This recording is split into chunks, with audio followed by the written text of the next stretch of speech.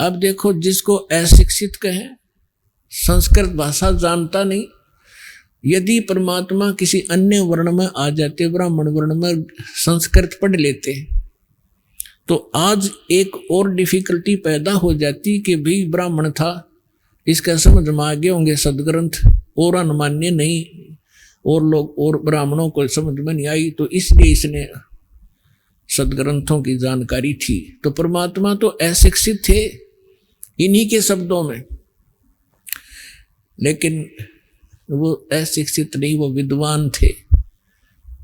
और यजुर्वेद अध्याय नंबर 40 के श्लोक नंबर 11, 12, 13 में कहा है कि वो तत्वदर्शी संत ही बताएगा विद्वान और अविद्वान की परिभाषा। एक कोई तो जिसने अक्षर ज्ञान हो गया उसको विद्वान कह देते हैं, जिसको अक्षर ज्ञान नहीं है उसको अविद्वान कहते हैं, लेकिन विद्वान और अविद्वान की परिभाषा वो तत्वदर्शी संत बताओगा। तो पुण्यात्माओं, ये संस्कृत भाषा ने जान कर महर्षि पाक रहे थे, विद्वान पक गए थे, और कख पता नहीं था कि एक भाषा से विद्वान होते हैं।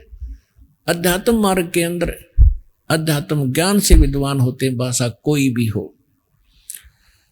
तो अब थोड़ा सा आपको एक झलक दिखाते हैं कि 600 वर्ष पहले हमारे सदग्रंथों में लिखा था कि ब्रह्मा विष्णु महेश के माता पिता दुर्गा और ये काल है।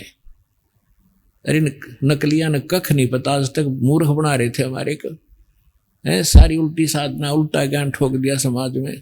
आज इस दास के लिए इतनी डिफिकल्टी पैदा हो रही है इस बिगड़े हुए सांग को रीसेट करने के लिए, क्योंकि शिष्य जो हो किसी भी मजहब धर्म या किसी संत के, जो ये ज्ञान सुनते हैं उनको भी अच्छा नहीं लगता, लेकिन प्रमाण देखकर वो जाते हैं, तो कुछ उनको ये विश्वास होता है तो कहाँ जाते हैं, अपने गुरु जी से पूछते हैं। तो हमारे वो गुरु जी पहले उनसे भी नकली, वो कहेगा नहीं झूठ बोलता है, वो ऐसा है। फिर उसको चिंता बन जाती है उस आचार्य को, गुरु को, कि कहीं तुम्हारे चेलों को सच्चाई का पता लग गया, क्योंकि सच्चाई तो इस पुस्तक में रेफरेंस दे रखे हैं, सारे सीडी भर रखी हैं, वो भी जान लेते हैं एक बात तो सारी सच्ची है, पर चेले ना भाग जाए। अब उनको ये चिंता बनी हुई है, लेकिन अब समय आ लिया है, ये तो चिंता बनो चाहे ना बनो, ये चेले तो सारे यहीं आने हैं एक दिन, थोड़ा समय बेशक लग जाए।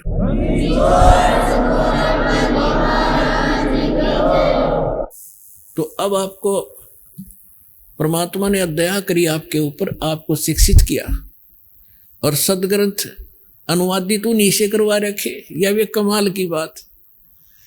इसके विषय में सूक्ष्म वेद में कहा है, मोती मुक्ता दर्शत नहीं, ये जग है सब अंदरे, दिखत के तनैण चश्म इनका फेरा मोतिया बंदरे।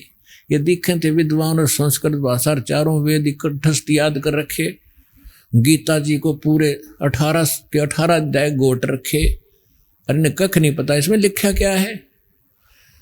तो इसके विषय में कहा है कि ये दिखे थे विद्वान, बड़े संस्कृत बोलनीय, और इनका मोतियाबिंद था अज्ञान रूपी।